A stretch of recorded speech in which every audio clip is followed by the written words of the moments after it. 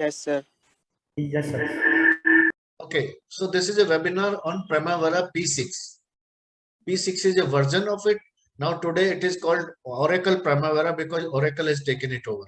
So this is my introduction, which already Rajat has talked about me. Uh, I started my career from Mumbai 1990 में मैंने एक PMC company में काम शुरू किया 3 साल वहां काम किया फिर मैं I shifted to Jaipur and started my own company. So I'm a certified PMP and PMI scheduling professional from PMI USA, and I have been working on Primavera software for last 16 years now. 2005 से मैंने काम शुरू किया था और जयपुर में almost all the engineering colleges have invited me for training and lectures. Almost all the departments they have invited me for training and lectures. So these are my certifications.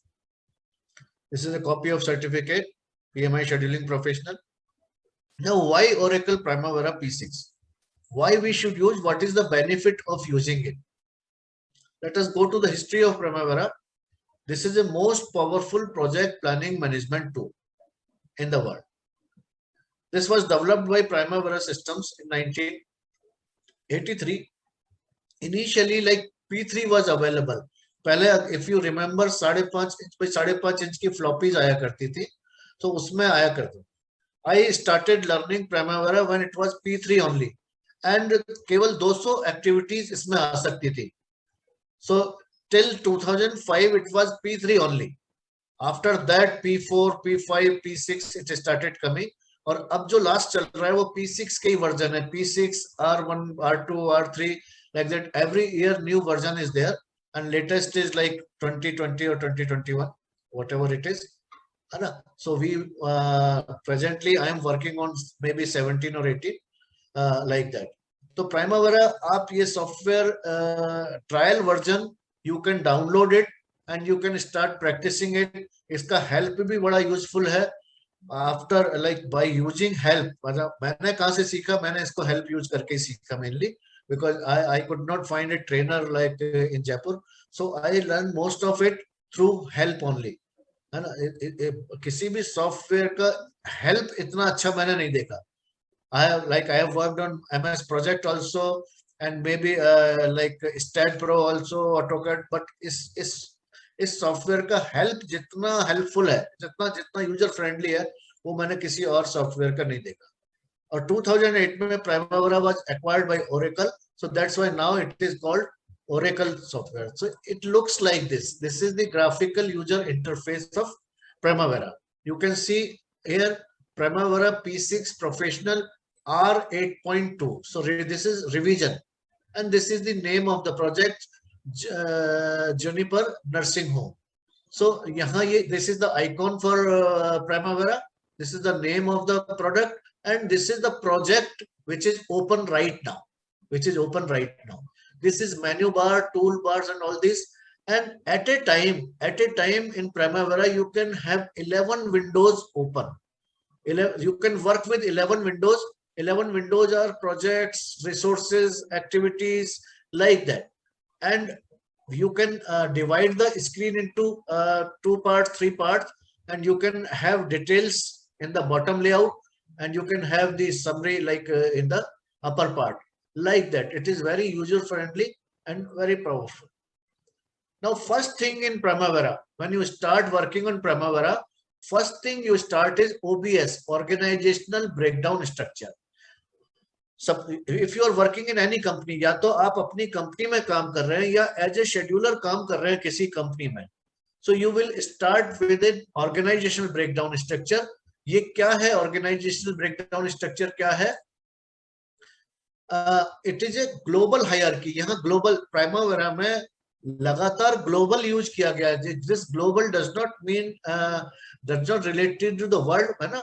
ये planet से मतलब नहीं है. ग्लोबल मीन्स Primavera में कहीं भी मतलब जो ग्लोबल डेटा है that can be used by any project. That's why it is called global. So global hierarchy से यहाँ पे मतलब है कि ऑर्गेनाइजेशन का जो हाईएस्ट वो है मैनेजर्स हैं या प्रमोटर्स हैं, वहां से लेके इट्स मतलब फॉर ऑर्गेनाइजेशन ग्लोबल क्या हुआ? It is not project specific, it is not EPS specific, it is at the level of organization. So when it is at the level of organization, it is global hierarchy. It is not project level hierarchy, or it is not EPS level hierarchy. So this organizational breakdown structure is a global hierarchy. It represents the managers responsible for the projects in your enterprise. So it is a pool of managers. Whenever you आप कोई भी project Primavera में बनाएंगे, कोई भी work breakdown structure create करेंगे, तो you would like to attach that, you will like to make somebody responsible. So manager responsible can be assigned from this pool of managers. Asit आप हाथ खड़ा कर रहे थे शायद, you want to ask something? No sir. No sir. अच्छा, okay. So we will have, like in this OBS, we will have a pool of project managers, and the responsibility can be assigned to various project managers or project directors or vice presidents or CEOs. Different level responsibilities can be assigned, not only on the project level, not only on the work breakdown structure level, but at the enterprise structure level or at the enterprise level, organization level as a whole. आगे हम फिर इसका देखेंगे किस तरह से division होता है इसका. The OBS usually reflects the management structure of your organization from top level personnel down through the various levels constituting your business. And the OBS hierarchy is also used to grant user specific access. इसका क्या मतलब हुआ? User specific access, मान लीजिए you are working with a company जिसमें कि there are 10, 20, 30, 40, 50 projects and at different locations, अलग-अलग locations पे हैं, और एक इस सॉफ्टवेयर को हम वेब बेस्ड यूज कर रहे हैं, है ना, देन अगर सारा डेटा हर मैनेजर देख सके, हम अलाउ नहीं करेंगे. Normally the management will not allow कि everything can be seen by all the participant. तो इसको सिक्योरिटी, जैसे इसमें अभी आपने जूम में देखा कि if I am the host, I can use this slide sharing. If I want, I can allow somebody to use the slide. The same way in Primavera, there is a security system. Specific access is granted to users. तो वो उसमें OBS में से लिया जाएगा कि this user can just update the progress, this user can edit it, this user can add a project. कौन-कौन क्या-क्या कहां तक उसको access allowed है, that also will be used from organization breakdown structure only. So this is a typical organization breakdown structure. CEO of the company is there, operations executive, R&D executive, CFO, chief financial officer, then manufacturing manager, distribution manager, marketing manager, ethics, like that. So it's a complete company. So now whenever there is one project, maybe somebody will be responsible for one part of एक जो project का part है, उसके लिए हो सकता है he will be responsible, दूसरे पार्ट के लिए he will be responsible, तीसरे पार्ट के लिए he will be responsible. तो ये अगर हमने प्राइमावेरा में एक बार फीड कर दिया ग्लोबल हायरार्की, तो then we can pick and choose from this detail. This is a pool of managers and they have different hierarchy. He is at the highest level, level 1, he is at the level 2, they are at level 2. फिर हर एक के नीचे कोई ना कोई काम कर रहा है. There are different levels of people. Then comes, after OBS, it comes EPS. EPS means Enterprise Project Structure. So OBS was about people. OBS जो है लोगों के बारे में था कि people who are working in the organization. और EPS है कि वर्क को कैसे डिवाइड किया गया है, प्रोजेक्ट्स को कैसे डिवाइड किया है. जैसे किसी कंपनी में there can be different divisions. एक बहुत बड़ी कंपनी है, उसमें हो सकता है कंस्ट्रक्शन डिवीजन अलग है, फार्मा डिवीजन अलग है, मार्केटिंग डिवीजन अलग है, एफएमसीजी डिवीजन अलग है. There can be different divisions and further construction division में भी हो सकता है बिल्डिंग डिवीजन अलग है, और रेजिडेंशियल बिल्डिंग डिवीजन अलग है, और कमर्शियल बिल्डिंग डिवीजन और होटल कंस्ट्रक्शन अलग है, like that. So when there is a group of projects in some particular area, so we create EPS, Enterprise Project Structure create करते हैं. It is again a hierarchy tree, hierarchical structure है ये कि on the top level organization will be there, company will be on the top, After that, you can say highway division, railway division, construction division, what division. After that, you can say North Indian projects or South Indian projects or like that. हम देखेंगे इस तरह से कैसे इसको. Each EPS node can be subdivided into multiple levels to represent the work that needs to be done in your organization. Number of levels in their structure depend on the scope of your projects and how you want to summarize the data. इस पे depend करेगा. और you can associate responsible manager. आपने जैसे EPS structure बनाया तो structure के किसी भी एलिमेंट को आप एक OBS रेस्पॉन्सिबल मैनेजर से जोड़ सकते हैं with their areas of the EPS. ये एक टिपिकल EPS है. This is EPS. ये EPS हम प्राइमावेरा पे बना सकते हैं. इस लेवल पे ऑर्गेनाइजेशन है, मान लीजिए XYZ कॉर्पोरेशन हो सकता है, ABC लिमिटेड हो सकता है, लाइक दैट एक कंपनी का नाम है. वो कंपनी में you can divide into two parts, then further all projects, portfolio 1, portfolio 2, program 1, like that. These are the projects. मान लीजिए दी 20, 30, 40, 50 प्रोजेक्ट है, तो इनका इस तरह से स्ट्रक्चर बनाया गया. अब हो सकता है इस पोर्टफोलियो के लिए कोई एक पर्टिकुलर OBS रेस्पॉन्सिबल मैनेजर है. वो कहां से मिलेगा हमें? वो OBS से मिलेगा. इस पोर्टफोलियो के लिए कोई दूसरा OBS से लेके रेस्पॉन्सिबल मैनेजर है, इसके लिए कोई और रेस्पॉन्सिबल मैनेजर है, इसके लिए कोई और रेस्पॉन्सिबल मैनेजर है. तो किसी भी सॉफ्टवेयर में दो स्टेप्स होते हैं, डिफाइन एंड असाइन. सबसे पहले हम डेटा डिफाइन करते हैं and then we assign it. Define करने से तो एक लाइब्रेरी क्रिएट हो जाती है, डेटा स्ट्रक्चर क्रिएट हो जाता है. और असाइन करने से जैसे हमने OBS डिफाइन किया, फिर एक इस पोर्टफोलियो पे मान लो हमने जो पहले देखा था यहाँ पर देखा, मान लीजिए इस एक पोर्टफोलियो में हमने ऑपरेशंस एग्जीक्यूटिव को लगा देते हैं, तो यहाँ ये पोर्टफोलियो पे हमने रिस्पॉन्सिबल मैनेजर उसको दे देंगे. ये कैसे देते हैं हम आगे देखेंगे जब प्राइमावेरा की स्लाइड्स में. So this is EPS. ये first of all we can customise the bars, tool bars. ये फाइल, एडिट, व्यू, प्रोजेक्ट, इस तरह की चीजें आप MS इस पर भी देखेंगे, वर्ड में भी देखेंगे, पावर पॉइंट में भी देखेंगे, एक्सेल में भी देखेंगे. This is not a new thing, but for Primavera file, edit, view के अलावा project, enterprise, tools, admin, help. So this is called menu bar. Menu bar, ये मेन्यू बार में कौन कौन से आइटम्स होंगे, दिस कैन बी सेलेक्ट. कौन कौन से कमांड्स हमें चाहिए, दिस कैन बी सेलेक्टेड यहाँ पर. So we can customise it. Customise करने के लिए ये हमने स्टेप्स, ये जो कमांड है वो ये है.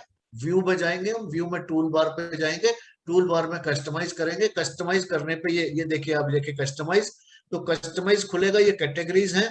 ये लेफ्ट से अगर जिसको सेलेक्ट करके हम राइट, आप देखिए ये sequence, file, edit, view, project, same यहाँ पर मिलेगी.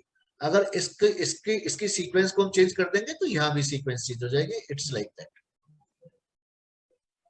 इसके बाद this is again graphic user interface.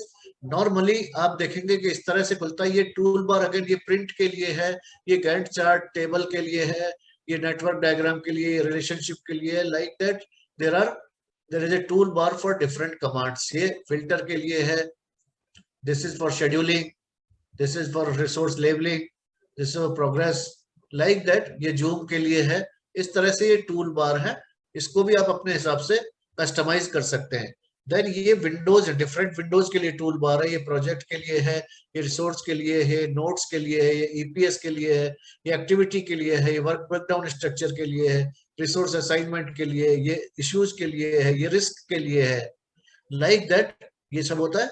इसके बाद देखेंगे आपकी this screen has been divided into 3 parts, entry table, bar chart and details. And this is very common. ये बड़ा कॉमन है. इसको हम अपर लेआउट बोल देते हैं, इसको lower layout, bottom layout, upper layout, bottom layout, top layout, ऐसे कुछ भी बोल सकते हैं इसमें, है ना. If you want to see, तो नॉर्मली मान लीजिए अभी आप देखें ये एक्टिविटी विंडो खुली हुई है, activity, and these are activities in the project. So in the entry table में हम एक्टिविटीज को टाइप करते हैं यहाँ पे. ये देखिए, if you can C activity ID, activity name, activity count, original duration, remaining duration, start, finish, ये सब हम इसमें फीड करते हैं एंट्री टेबल में कि कौन सी एक्टिविटी का नाम क्या है, कितनी एक्टिविटीज हैं, उनका ड्यूरेशन क्या है, उनके बीच रिलेशनशिप क्या है, ये सब हम यहाँ पर डालते हैं. और उसके हिसाब से यहाँ पर एक बार चार्ट क्रिएट होता है. यहाँ पर बार चार्ट क्रिएट होता है. और ये जो बॉटम लेआउट है इसमें एक्टिविटी से रिलेटेड डिटेल है, general, status, resources, codes, relationship, notebook, steps, all these. अभी जनरल खुला हुआ है, जैसे आप देखेंगे तो जनरल में एक्टिविटी आईडी है ये EC1240। ठीक है, एक्टिविटी का नाम है थर्ड फ्लोर मैसनरी स्ट्रक्चर। ये किस प्रोजेक्ट, कौन सा प्रोजेक्ट खुला हुआ है? EC00620। ऊपर भी देखेंगे आप EC00620, ये खुला हुआ है। Activity type, there are various type of activities, task dependent, resource dependent, start milestone, वो सब में से एक डिफॉल्ट, कोई भी किसी भी प्रोजेक्ट पे आप एक्टिविटी ऐड करेंगे तो एक डिफॉल्ट टाइप ऑफ एक्टिविटी होगी, तो यहाँ पर टास्क डिपेंडेंट है। ड्यूरेशन टाइप, ये है ना, जो भी पहली बार अटेंड कर रहे हैं उनको हो सकता है बहुत सारी चीजें समझ में नहीं आएंगी, पर कोई फर्क नहीं पड़ता। कोई you must have a like कुछ ना कुछ आप बेनिफिट आज के वेबिनार से लेके जाएंगे। एटलीस्ट आपको आइडिया लगेगा आपको क्या किया जा सकता है इस सॉफ्टवेयर से, और कितना आसान है इसको सीखना, और इसको सीख के किस तरह से आप अपने करियर को में एनहांसमेंट ला सकते हैं। So this is about tool bar, entry table and details, है ना। यहाँ पर आप देखेंगे टूल बार्स, ये cross is for deleting, cut, copy, paste, like that, ये टूल बार्स है। नाउ प्रोजेक्ट डिटेल्स डिफॉल्ट्स, अभी हमने शुरुआत की थी OBS से, organisational breakdown structure, then we came to EPS, enterprise project structure, and now we come to projects. So projects, हम जो भी प्रोजेक्ट्स हैं वो किसी न किसी EPS से कनेक्टेड होगा। हमें प्रोजेक्ट के कुछ डिफॉल्ट देने पड़ेंगे। ये डिफॉल्ट प्रोजेक्ट की डिटेल में आप जाते हैं, डिफॉल्ट करके है, तो डिफॉल्ट फॉर न्यू एक्टिविटीज, हम चाहते हैं कि जैसे ही आप कोई एक्टिविटी ऐड करेंगे प्रोजेक्ट में, तो बाय डिफॉल्ट एक्टिविटी टाइप क्या होगा? टास्क डिपेंडेंट मान लो। अगर हम इसको चेंज करना चाहते हैं, यहाँ से चेंज कर सकते हैं। Percentage complete type, there are different percentage complete type, कि हम कैसे माने कि कौन सी एक्टिविटी कंप्लीट हो गई, कितनी हो गई, 50% कंप्लीशन, 80% कंप्लीशन। नॉर्मली ड्यूरेशन के हिसाब से देखते हैं हम, लेकिन हम फिजिकल कंप्लीशन भी देख सकते हैं कि काम कितना खत्म हो गया। कई बार होता है कि टाइम आधा निकला है और काम 80% खत्म हो गया, तो हमें परसेंटेज कंप्लीट ड्यूरेशन के हिसाब से देखना है या फिजिकल कंप्लीशन के हिसाब से देखना है। फिर ड्यूरेशन टाइप, फिर एक्टिविटी आईडी प्रीफिक्स, आप देखेंगे ये EC प्रीफिक्स है और ये 1000 है। आपने देखा किसी एक्टिविटी का नाम, यहाँ पर एक्टिविटी का नाम है EC1240, क्यों है? क्योंकि प्रीफिक्स EC है। अगर आपने इसको चेंज कर दिया तो एक्टिविटी का आईडी चेंज हो जाएगा, ठीक है ना।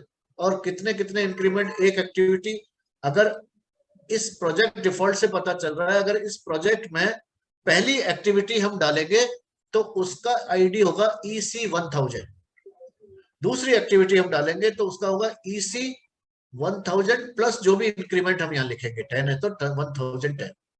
यहाँ से आप ये चीजें जिन्होंने ट्रेनिंग ली उनके लिए भी नई होगी, ये बात नई है आपके लिए, आप भी ध्यान दीजिए इसमें।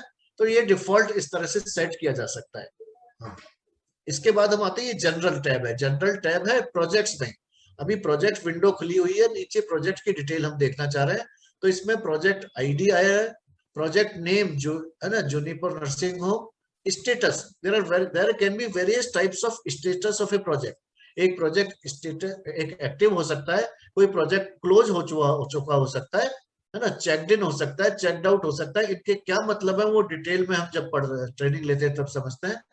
अब इसमें रेस्पॉन्सिबल मैनेजर, इस प्रोजेक्ट का रेस्पॉन्सिबल मैनेजर कौन है? अभी यहाँ CMD HG इंफ्रा डाला हुआ है अपना, मान लीजिए, लेकिन इस प्रोजेक्ट का रेस्पॉन्सिबल मैनेजर कौन है हम यहाँ से चेंज कर सकते हैं, ठीक है। सो प्रोजेक्ट डिटेल्स जनरल यहां से कर सकते हैं हम।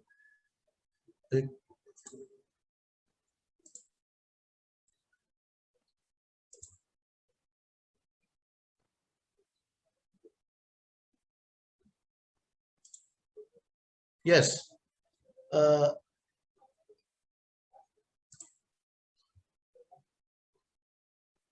सो दिस इज अबाउट दिस। फिर से हम जाते हैं, अब यहां आप देखेंगे दीज आर द विंडोज। अभी 3 विंडोज यहाँ पर हैं, activities window, WBS window and projects window. लेकिन इनमें से कौन सी खुली हुई है? WBS विंडो खुली हुई है। यहाँ देखिए WBS विंडो खुली हुई है। WBS का मतलब है work breakdown structure.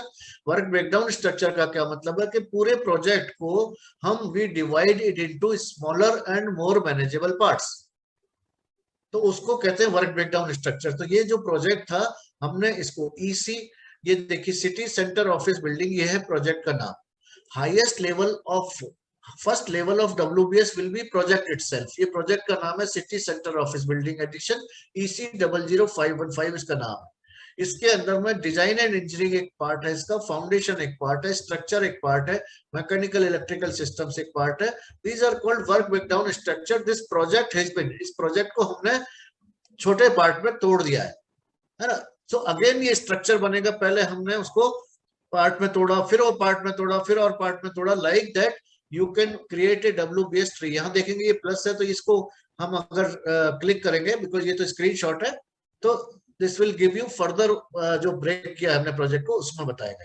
So this is about work breakdown structure. Again आप देखेंगे कि ये जो टॉप लेआउट है उसमें वर्क ब्रेकडाउन स्ट्रक्चर के बारे में, और जो बॉटम लेआउट है, बॉटम लेआउट में there are details about WBS, details related to work breakdown structure. तो वर्क ब्रेकडाउन स्ट्रक्चर में जनरल में क्या आ रहा है, इसमें WBS कोड, यानी जैसे एक्टिविटी आईडी आता है, यहाँ WBS कोड है, और ये जो है WBS नेम है फ्लोर एंड कारपेटिंग। ये you can see this is selected, this has been selected. इसमें WBS code is coverings, WBS name is floor and carpeting, status active है। अगेन जिस तरह से प्रोजेक्ट में डिफरेंट स्टेटस है, active है, कंप्लीटेड है, ये है, और रेस्पॉन्सिबल मैनेजर। इससे क्या पता चलता है कि यानी कि पूरे प्रोजेक्ट पे आप हर अलग अलग वर्क ब्रेकडाउन स्ट्रक्चर को अलग अलग रेस्पॉन्सिबल मैनेजर दे सकते हैं, और एक ही रेस्पॉन्सिबल मैनेजर कई वर्क ब्रेकडाउन, कई WBS को भी हैंडल कर सकता है, कई WBS के लिए भी रेस्पॉन्सिबल हो सकता है। यहाँ देखिए आपने टेबल बनाई, इन सब के लिए ENC रेस्पॉन्सिबल है, ENC पूरा। दैट्स मीन ये प्रोजेक्ट जो है, he is the project manager, he is the project manager ENC। You if you want to change, अगर आप चाहते हैं कि ये प्रोजेक्ट मैनेजर है लेकिन ये वर्क ब्रेकडाउन स्ट्रक्चर कोई और देखेगा, तो you can change it from here, यहां से चेंज कर सकते हैं इसको, it will be changed. Then we come to activities, है ना। ये अगेन अब यहाँ पर 4 विंडोज खुली हुई हैं, activities, WBS, tracking and projects. Out of this 4 ये एक्टिविटीज जो है यहाँ पर जो दिख रही है आपको, ये ऑन है अभी। तो एक्टिविटीज क्या है, concrete first floor, erect stair wall, concrete baseline, basement slab, concrete, these are the activities. और यहाँ पर आप जो कलर्ड में देख रहे हैं, ये वर्क ब्रेकडाउन स्ट्रक्चर्स है, वर्क ब्रेकडाउन स्ट्रक्चर है, यानी मैकेनिकल इलेक्ट्रिकल सिस्टम में ये 2 एक्टिविटीज है। ये ऊपर कोई वर्क ब्रेकडाउन, उसमें एक्टिविटीज है, लाइक दैट। अगेन ये टॉप लेआउट है, ये बॉटम लेआउट है, ये एक्टिविटी लिस्ट है, ये गैंट चार्ट आएगा यहाँ पे, ये टाइम स्केल है, यहाँ पे आप देखेंगे ये डेज है ना, वीक्स दे रखे हैं, ये मंथ है, ये ईयर है। यानी ये एक्टिविटी जो है, ये अभी टाइमलाइन जो है 2021 में है, मई जून में बात हो रही है ये, और ये वीक्स है, ये 3 से 3 तारीख वाला वीक है, 3rd मई वाला वीक है, 10th मई वाला वीक है, 7th मई वाला वीक है, ये लाइक है। और नीचे जो है डिटेल्स है, डिटेल्स किसकी है, एक्टिविटी डिटेल्स है। एक्टिविटी डिटेल्स क्यों है यहाँ, क्योंकि एक्टिविटीज विंडो खुली हुई है। अगर WBS विंडो खुली होती है तो ये WBS विंडोज होती, अगर प्रोजेक्ट्स विंडो खुली हुई होती है तो ये प्रोजेक्ट्स की डिटेल्स होती। ये अब एक्टिविटी डिटेल्स में बहुत सारे अलग अलग चीजें हैं। जनरल में देखेंगे आप, एक्टिविटी कंक्रीट बेसमेंट स्लैब कौन से प्रोजेक्ट से बिलोंग करती है, ये activity type, activity type, there are different types of activities, duration type, there are different types of duration, percentage complete type अलग अलग होते हैं। एक्टिविटी कैलेंडर, कि एक ये कैलेंडर का मतलब है work days and non work days, कब काम होगा और कब नहीं होगा, ये हम डिफाइन करते हैं प्राइमरी में। और ये टास्क कैलेंडर भी हो सकता है, रिसोर्स कैलेंडर भी हो सकता है, प्रोजेक्ट कैलेंडर भी हो सकता है, ग्लोबल कैलेंडर भी हो सकता है। अलग अलग तरह के कैलेंडर होते हैं जो कि हम ट्रेनिंग में सीखते हैं कि किस किस तरह के कौन से टाइप के कैलेंडर्स होते हैं जिनको हम इस्तेमाल कर सकते हैं, जिससे कि हमें पता चलेगा कि इस एक्टिविटी पे कब काम हो सकता है, कब नहीं होगा। इसके अलावा आप देखेंगे कि ये एक्टिविटी कौन से वर्क ब्रेकडाउन स्ट्रक्चर से है, और इसके लिए आप देखेंगे रेस्पॉन्सिबल मैनेजर पे आप चेंज नहीं कर सकते। Responsible manager can not be defined activity wise, responsible manager will be defined at the level of work breakdown structure only. But activity पे अब प्राइमरी रिसोर्स यहाँ पर आयरन वर्कर दिया हुआ है, वो डिसाइड कर सकते हैं। ये सब चीज का क्या मतलब है, ये डिटेल ट्रेनिंग में हम कवर करते हैं। अब ये देखिए जनरल टैब खुला था, like that you can open this status tab, resources tab, predecessor, successor, codes, like that, and you can customise this कि आपको कौन सा टैब ओपन चाहिए, यहाँ पर चाहिए, कौन सा नहीं चाहिए। राइट क्लिक यहाँ पे करेंगे तो कस्टमाइज कर सकते हैं। ये तो एक स्क्रीनशॉट है इसलिए नहीं होगा यहाँ पे। Now we come again to activities. Predecessor हमने जो बॉटम लेआउट में देखा डिटेल्स में, प्रीडिसेसर, ये प्रीडिसेसर का क्या मतलब है, जब हम we break the project into smaller part, ये वर्क ब्रेकडाउन स्ट्रक्चर बनता है। और वर्क ब्रेकडाउन स्ट्रक्चर का जो लोएस्ट लेवल होता है वो वर्क पैकेज होता है। वर्क पैकेजेस को फर्दर हम एक्टिविटीज में बांटते हैं, एक्टिविटीज को हम सीक्वेंसिंग करते हैं, एक दूसरे से रिलेट करते हैं, तो वो करते हैं प्रेसिडेंस डायग्रामिंग मेथड कहते हैं उसको, प्रेसिडेंस डायग्रामिंग मेथड। वो प्रेसिडेंस डायग्रामिंग मेथड होता है, प्रीडिसेसर सक्सेसर मेथड होता है वो, कि every activity will have at least one predecessor and one successor, except the first activity which will have no predecessor and the last activity which will have no successor। तो ये predecessor पे जाके हम कोई भी एक्टिविटी को सेलेक्ट करके उसके प्रीडिसेसर डिफाइन कर सकते हैं, जैसे कि यहाँ पर किया है हमने। यहाँ पर किया, ये रिलेशन है फिनिश टू स्टार्ट, और ये एक्टिविटी यहाँ पर सेलेक्ट की गई है कोई एक्टिविटी कंक्रीट बेसमेंट स्लैब, और इसका प्रीडिसेसर किया है हमने कंक्रीट, ये concrete first floor. Okay, so this is about predecessor. Then again we go to activities. तो अभी हमने क्या किया, हमने अगेन आई विल रिपीट इट, हमने ओबीएस क्रिएट किया, हमने ईपीएस क्रिएट किया, हमने प्रोजेक्ट्स क्रिएट किए, प्रोजेक्ट्स को वर्क ब्रेकडाउन स्ट्रक्चर में बांटा, वर्क ब्रेकडाउन स्ट्रक्चर्स को एक्टिविटी में बांटा, एक्टिविटीज को प्रेसिडेंस डायग्रामिंग मेथड से सीक्वेंसिंग किया हमने, और एक नेटवर्क डायग्राम बना, और हमारी इनिशियल शेड्यूलिंग हो गई कि हमारा काम कैसे चलेगा, प्रोजेक्ट कैसे मूव करेगा, कौन सी एक्टिविटी कब शुरू होगी, कब खत्म होगी, ये सब हमें वहां मिल गया। Now we come to status update. जैसा हमने प्रोजेक्ट मैनेजमेंट में देखा, planning, execution and monitoring and controlling. अभी तक जो भी बात कर रहे थे वो प्लानिंग फेज था हमारा।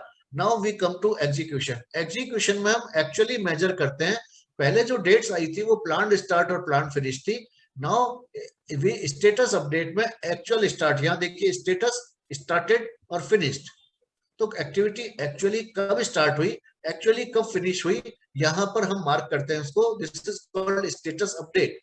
ड्यूरेशन, ओरिजिनल ड्यूरेशन 18 दिन था, एक्चुअल कितना लगा, रिमेनिंग कितना है, ये सब यहाँ अपडेट करते हैं, ठीक है ना। सो ये स्टेटस है, this is called status update. यहाँ करके फिर हम जब हम इसको रीशेड्यूल करते हैं तो देखते हैं कि हमने जो पहले प्लान किया था उसके हिसाब से कितना डेविएशन प्रोजेक्ट में आ रहा है, वो मॉनिटरिंग स्टेज पे करते हैं। अगेन और क्या दे सकते हैं हम एक्टिविटीज को, एक्टिविटीज को हमने प्रीडिसेसर सक्सेसर दिया, और एक्टिविटीज को हमने स्टेटस दिया कि actual start, actual finish, actual duration, ये सब दिया। इसके बाद resources active, there are 3 types of resources in primary, labour, non labour and material. तो यहाँ पर आप देखेंगे कि ये finish, carpenter, iron worker, labour construction, ये मेनली अभी लेबर रिसोर्सेज है केवल यहाँ पर, जो अभी जो कंक्रीट बेसमेंट स्लैब को हमने रिसोर्सेज दिए हैं। तो ये टैब क्लिक करने के बाद हम रिसोर्स ऐड कर सकते हैं किसी भी एक्टिविटीज में, जितने भी रिसोर्स चाहे हम ऐड कर सकते हैं। उनकी बजटेड यूनिट क्या है, बजटेड यूनिट का क्या मतलब हुआ कि मान लीजिए कोई एक्टिविटी 7 डेज काम कर रही है और उसमें 2 ये फिनिश कारपेंटर है, एवरी डे मान लीजिए 2 कारपेंटर 8 घंटे के लिए लगेंगे, तो 16 घंटे डेली का काम हो गया। या हम कहते हैं कि ये 18 डेज का काम है और 1 कारपेंटर डेली लगेगा, तो 18 डे बजटेड यूनिट हो गया। ओरिजिनल ड्यूरेशन भी 18 डेज है। बजटेड कॉस्ट कैसे आएगी कि पर यूनिट रिसोर्स की कॉस्ट क्या है, ये डिफाइन होता है रिसोर्स में जाके। रिसोर्स में अगेन हम we define the resources and we assign the resources. जब हम रिसोर्स डिफाइन करते हैं तो रिसोर्स की यूनिट कॉस्ट भी डिफाइन करते हैं। जब हम रिसोर्स की यूनिट कॉस्ट डिफाइन करते हैं और बजटेड यूनिट्स हैं, और यूनिट कॉस्ट से अपने आप मल्टीप्लाई करता है सॉफ्टवेयर, और it gives you budgeted cost of this resource. तो ये budgeted cost of finish carpenter है, ये budgeted cost of iron worker है, बजटेड कॉस्ट ऑफ कंस्ट्रक्शन है, लेबर। सो ये बजटेड कॉस्ट आ गई टोटल। ये कॉस्ट ये सारा अगर हम जोड़ देंगे तो ये एक्टिविटी की रिसोर्स की कॉस्ट आ जाएगी। कौन सी एक्टिविटी की? कंक्रीट बेसमेंट स्लैब की। लेकिन अभी इसमें बहुत सारे रिसोर्स बाकी है, मटेरियल वगैरह लेना बाकी है। बट यहाँ एज ए सैंपल हम देखते हैं कि this is how we add resources to the activities. अब ये रिसोर्सेज डालने के बाद, कॉस्ट डालने के बाद, हम मेंटेन बेसलाइन, एक कमांड है मेंटेन बेसलाइन। मेंटेन बेसलाइन का क्या मतलब है? Baseline is a initial estimate which we like copy, it is a carbon copy you can say. इसको हम सेव करके रख लेते हैं क्योंकि प्रोजेक्ट उस तरह से नहीं चलता है जैसा हमने प्लान किया।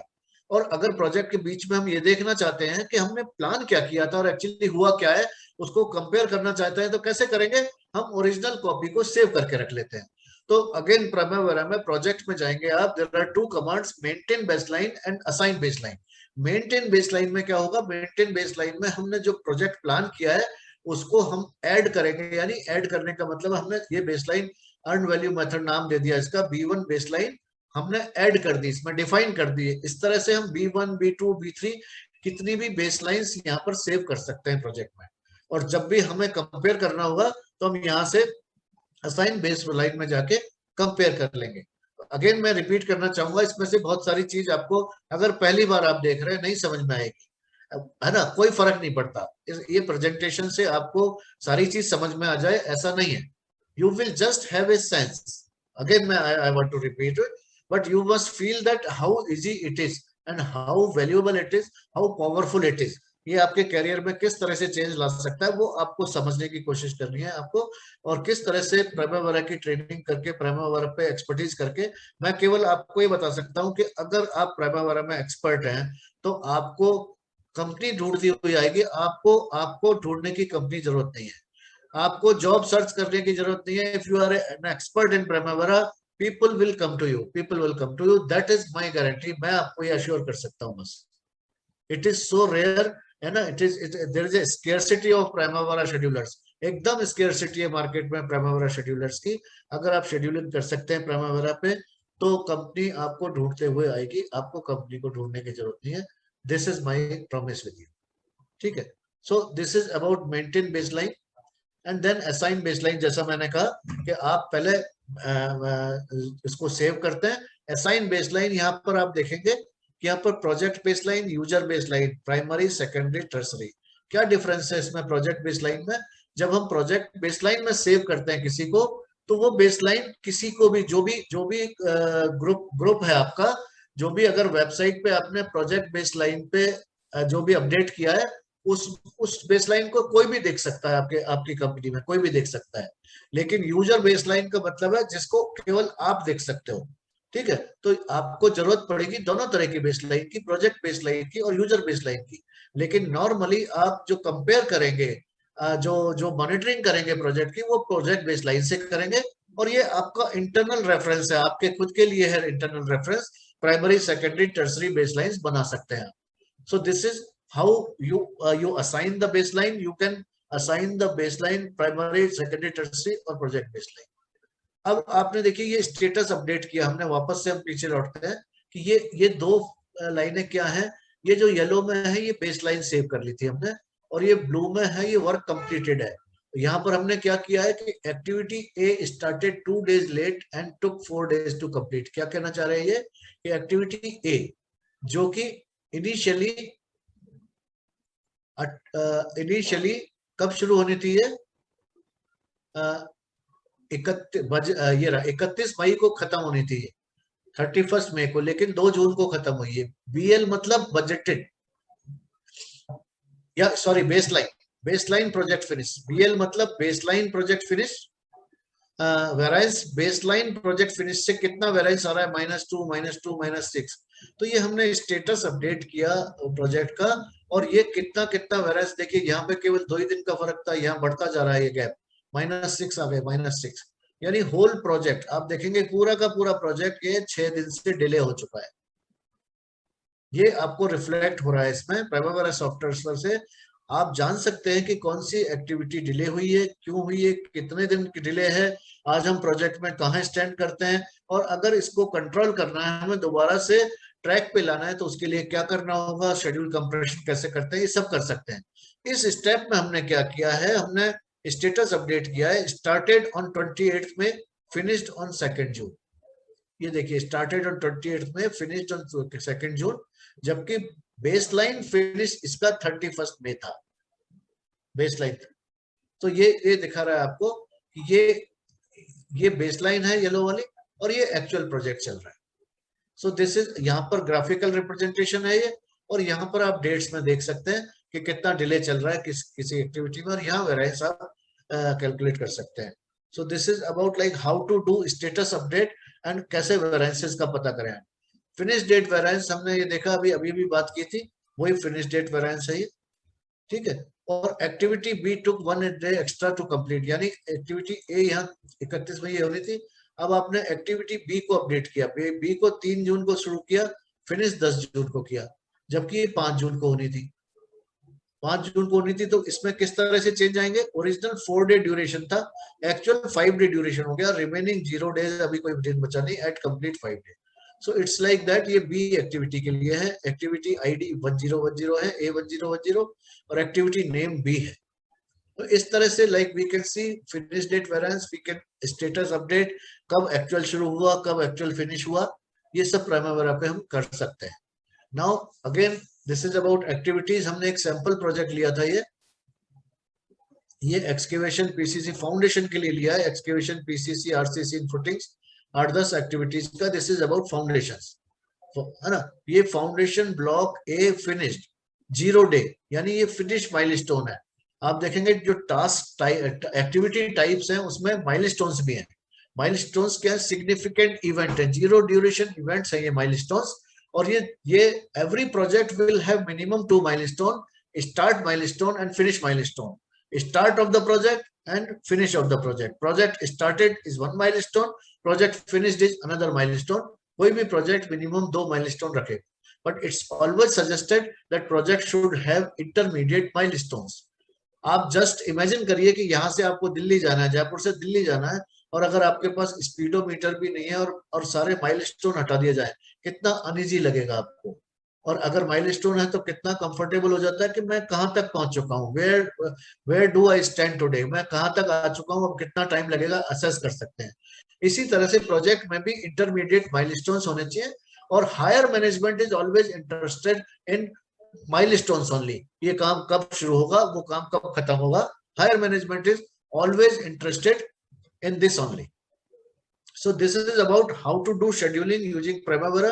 आपने देखा ये प्रोजेक्ट है, प्रोजेक्ट में block A, block B, block C हमने इसमें बांट दिया इसको, है ना।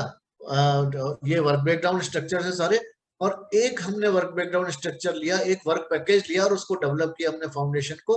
ये एक्टिविटीज डाली हमने, सीक्वेंसिंग की, प्रीडिसेसर सक्सेसर दिए और शेड्यूलिंग कर दिया इसको।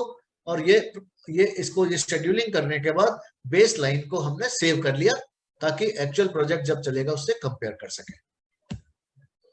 Now we come to again resources, हमने बात की थी जो, तो हमने ये रिसोर्स लाइब्रेरी है, आप अपने हिसाब से इसमें रिसोर्सेज ऐड कर सकते हैं, जो भी आपके प्रोजेक्ट्स में रिसोर्सेज की आवश्यकता पड़ेगी। जैसे यहाँ पर for example excavator, tractor, mixer machine ये ले रखा है, ये कोई हाईवे प्रोजेक्ट के हिसाब से ले रखा है।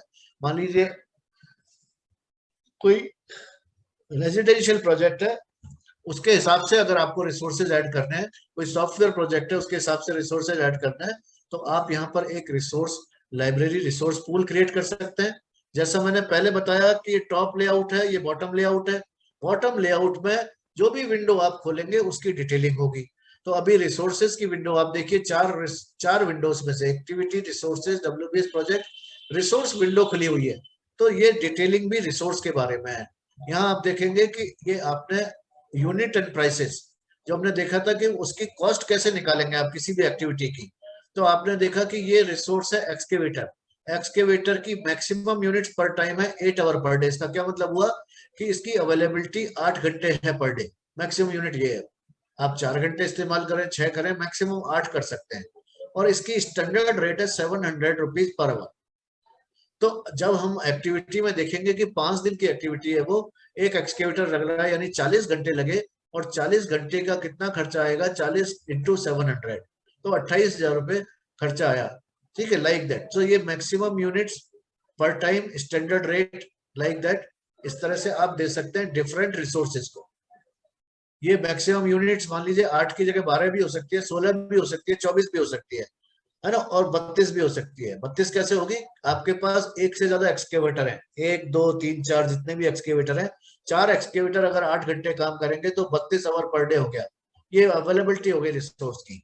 4 मैसन अगर आपके पास 8 घंटे रोज काम करते हैं तो 32 आवर पर डे आपके पास मैक्सिमम यूनिट्स अवेलेबल हो गई रिसोर्स की। स्टैंडर्ड रेट आप देख के यहाँ पर डाल सकते हैं जिससे कि कॉस्ट प्राइमरी कैलकुलेट कर सके अपने आप। तो what it is saying, it's saying go to resources, display all resources. यहाँ डिस्प्ले देखेंगे आप, ऑल रिसोर्सेज के अलावा क्या ऑप्शन होता है? ऑल रिसोर्सेज के अलावा ऑप्शन है कि केवल प्रोजेक्ट रिसोर्सेज दिखाए आपको ये, या केवल एक्टिव रिसोर्सेज दिखाए। फिर आता है डिफाइन रिसोर्सेज, है ना, we can define all resources में, वी कैन डिफाइन यानी हम ऐड कर सकते हैं इसमें रिसोर्सेज जो हमने बात की। डिफाइन मैक्सिमम यूनिट्स अवेलेबल वो यहाँ पे डाल सकते हैं, डिफाइन रेट पर यूनिट वो यहाँ पे डाल सकते हैं। इस तरह से करके ये सारे कमांड्स यहाँ पर यूज करते हैं हम रिसोर्सेज में। And list of current project resources, अब आपने देखा ये डिस्प्ले चेंज हो गया, करंट प्रोजेक्ट रिसोर्सेज। यहाँ पर क्या था? डिस्प्ले ऑल रिसोर्सेज, और यहाँ पर क्या है? Display current project resources. तो केवल जो जो इस प्रोजेक्ट पे आपने असाइन किए हैं वो रिसोर्सेज केवल यहाँ पे दिखाएंगे, क्योंकि आपने बहुत बड़ा रिसोर्स पूल बना रखा है, 200 400 800 रिसोर्स डाल रखे हैं, लेकिन आपको 15-20 रिसोर्स काम में से है उनके, तो आप करंट प्रोजेक्ट पे जाके केवल वही सेलेक्ट कर सकते हैं कि कौन से रिसोर्सेज आपके अभी काम के। अगेन बॉटम लेआउट पे जनरल कोड डिटेल्स, ये सब वर्क ब्रेकडाउन स्ट्रक्चर के बारे में डिटेलिंग आ गई।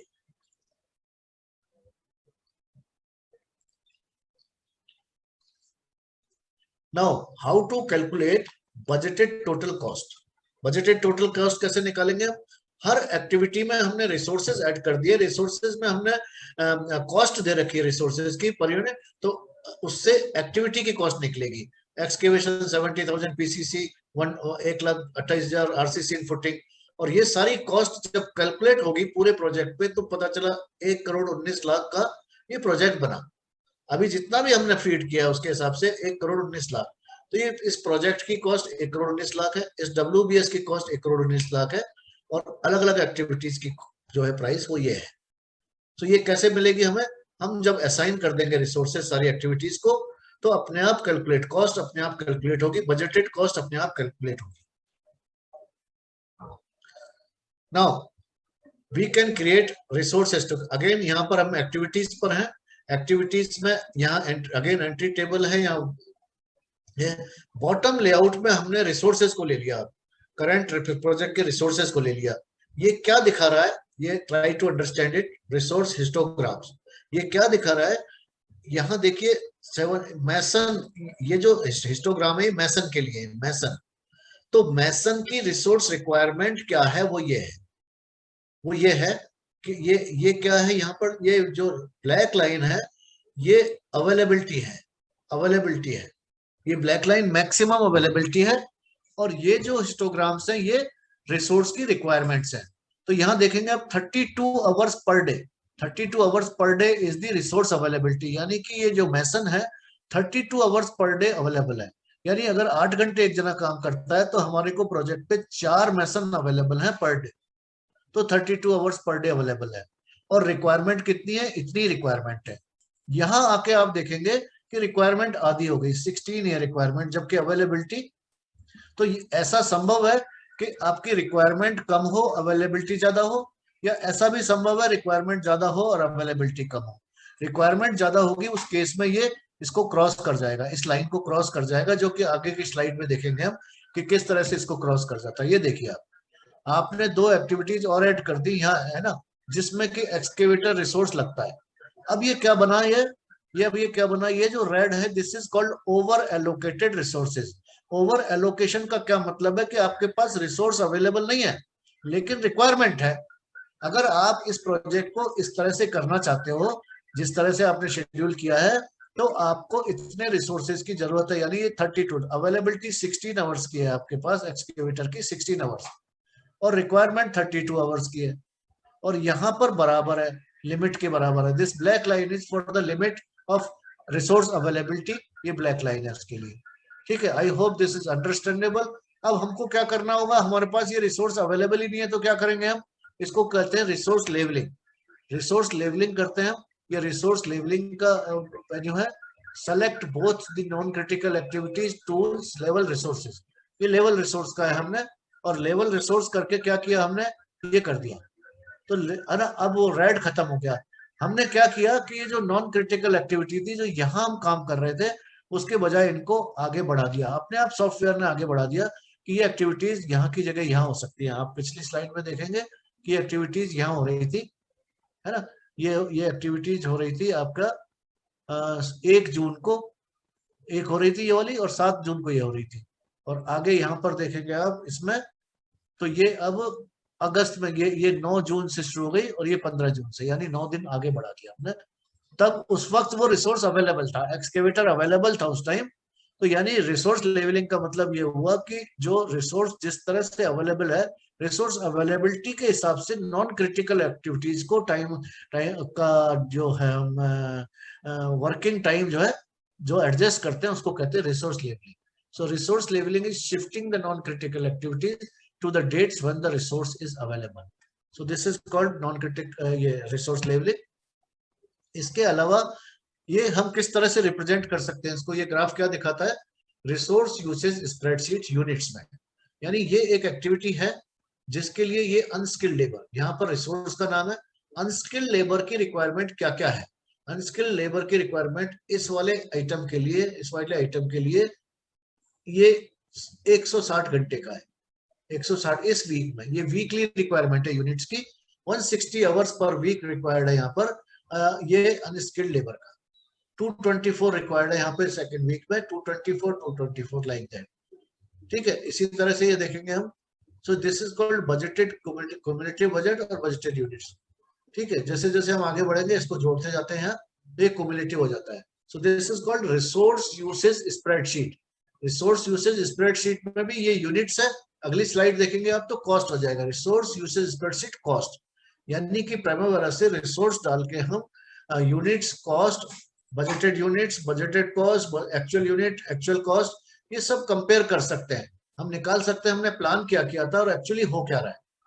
सो दिस इज अबाउट कॉस्ट। ये कॉस्ट निकाल लेते हैं, जैसे अनस्किल्ड लेबर की यहाँ पर कॉस्ट है ये 1 जून से 3 जून का, है ना, और यहाँ पर ये कॉस्ट बजटेड कम्युनिटी बजट। सो इस तरह से ये कॉस्ट आ जाती है यहाँ पे cumulative. Now save the resource loaded and cost loaded baseline. अब हमने baseline can be without resource loading and without cost loading also, और अगर हम रिसोर्स ऐड कर देते हैं एक्टिविटी में और कॉस्ट निकाल लेते हैं तो it will B A cost loaded and resource loaded schedule और रिसोर्स लोडेड बेसलाइन। अब अपडेट करते हैं स्टेटस आफ्टर 15 डेज, जैसे ये कह रहे हैं स्टेटस अपडेट में अगेन वहां से शुरू होगा, और ये आप देखेंगे इस तरह से डिफरेंस ये आ रहा है स्टेटस अपडेट करके। Variance BL project duration, baseline project duration, variance BL project out का बेसलाइन प्रोजेक्ट कॉस्ट। तो ये ड्यूरेशन की बेसलाइन है और ये आपका ये कॉस्ट की है। तो यहाँ देखेंगे ये ब्रैकेट में जो है -14,000 है, 14,000 का मतलब यहाँ -14,000 है, ये वेरिएंस है। ये जो ब्लू कलर है, blue colour is for work done, ये डेटा डेट है, यानी कि इस डेट पे हम शेड्यूलिंग कर रहे हैं, इससे पहले का काम खत्म हो चुका है। ये ब्लू लाइन का मतलब है काम खत्म हो गया, ये ब्लू लाइन का मतलब है काम खत्म हो गया। ठीक है, और हमने येलो का क्या मतलब है, देखिए yellow is budgeted units, blue is actual units and green is remaining early unit. तो आपने देखा कि येलो में बजटेड यूनिट्स ये रही 7 थी और ये एक्चुअल यूनिट्स हैं, तो इनको तो पूरे प्रोजेक्ट में देखते ही रहोगे आप। अब रिमेनिंग अर्ली यूनिट ये ग्रीन रिफ्लेक्ट कर रहा है।